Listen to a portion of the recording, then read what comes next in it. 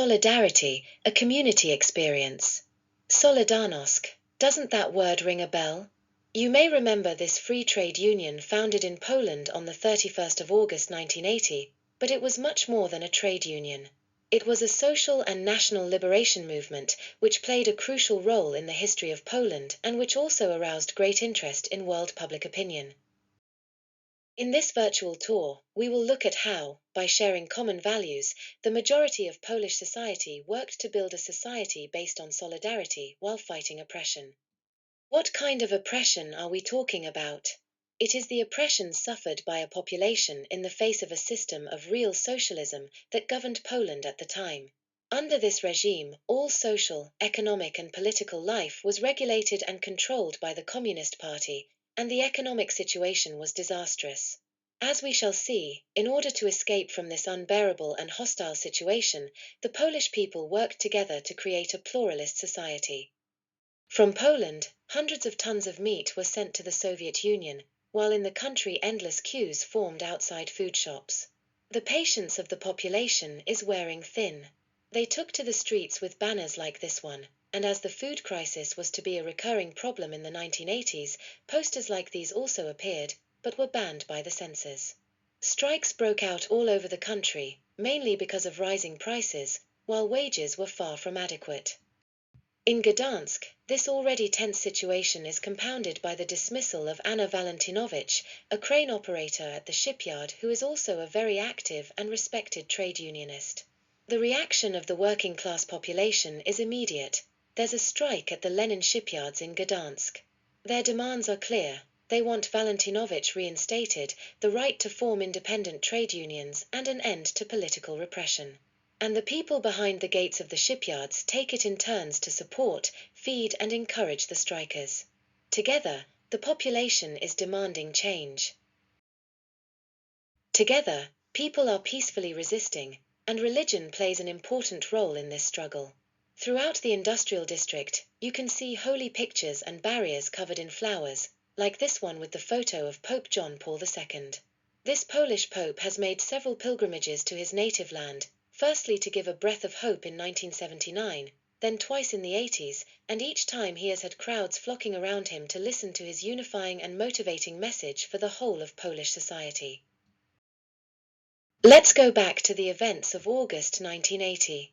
There is a huge mobilization. The strikers are supported as much by the church as by all sections of the Polish population. This strong support certainly helps the drafting of the 21 demands that we see here posted at the entrance to the shipyards and which will be presented to the government. These 21 demands are considered by UNESCO to be among the most important documents of the 20th century. According to the organization, they bear witness to a decisive turning point in world history that changed not only Poland, Europe, and the world at the time, but also the future. Let's now join the meeting room of the Shipyard Administration Building, where several days of negotiations take place between the inter-factory trade unions and the authorities before the Gdansk agreements are signed on the 31st of August 1980.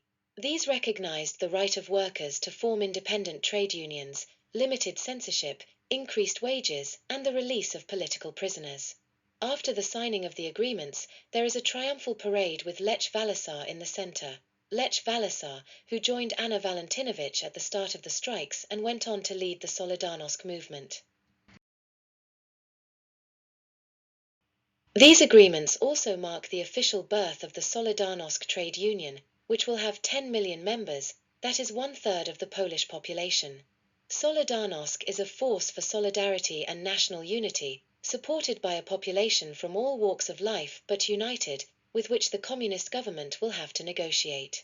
Its aim is to rebuild the Polish state based on values such as human rights, national tradition, social justice, and Christian values.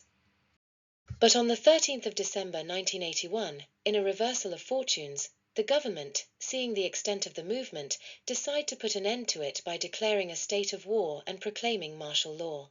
All powers are handed over to the military. All vital activities come under state control.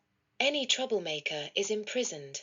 Schools and universities are closed and leisure activities are restricted. Work 6 days a week and 7 if the situation requires it. Gatherings are banned. Firearms are confiscated. Borders and airspace are closed. Strict control of the media, leading to the emigration of hundreds of thousands of Poles to the West. Ironically, this building still bears the words, "Welcome to Poland," to a country where the people are demonstrating for their rights against a government represented by the militia and seeking to muzzle them. Where tanks invade towns, where people are constantly under surveillance, where the state has taken control and threatens unarmed citizens. Unarmed, but resisting against violence at all costs. In front of the Gdansk shipyards, tanks are parked and women place flowers in the opening of their cannons to illustrate the non-violence of the people's actions. A united population that continues to resist and demonstrate. A population that continues to hold out against the oppression. Here you can see the glasses of the dictator Jaruzelski with prison bars.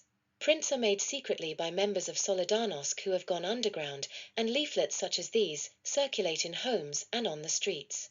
They are vehicles of hope that will help maintain the spirit of resistance. Any medium is used, as in this case cloth. Inter-university student opposition movement.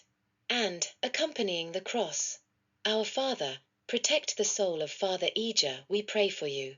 Father Eger, a courageous defender of the rights of opinion and religious freedom, was brutally murdered by officials of the regime. Masses are also celebrated during strikes throughout Poland. They are both religious and patriotic gatherings. Special moments, when people come together to pray, but also to exchange ideas or get news of the situation. And the bishops call for calm and publish a communiqué calling for a return to trade union freedom and the release of all trade unionists. With the state of war, Solidarnosc went underground and created Radio Solidarnosc, the underground radio station. It is a very important link with the population, and its presence gives courage. But how to be sure that it reaches the ears of its supporters? One ingenious idea was to launch an appeal to the people of Warsaw, telling them, "If you listen to our radio, turn the lights on and off." And there followed a great moment for Radio Solidarnosc, because the whole city started to blink. The strikers launched an appeal for international support, and in 1984 the ILO, based in Geneva, got involved. In 1982, workers' representatives from France and Norway lodged complaints about Poland's failure to comply with the conventions it had signed in 1957. After 2 years, the Commission of Inquiry found that there had indeed been serious violations of the two conventions, urged Poland to fulfill its obligations and return to the situation of August 1980.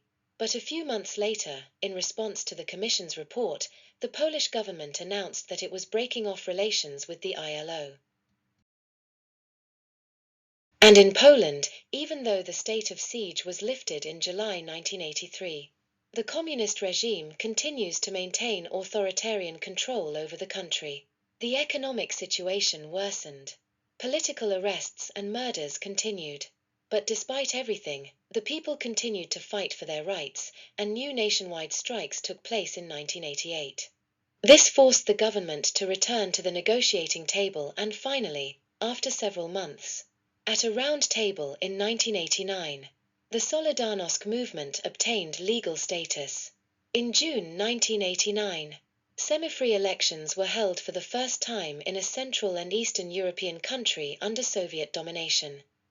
The international support, the extent of which can be seen on this map, certainly contributed to this outcome.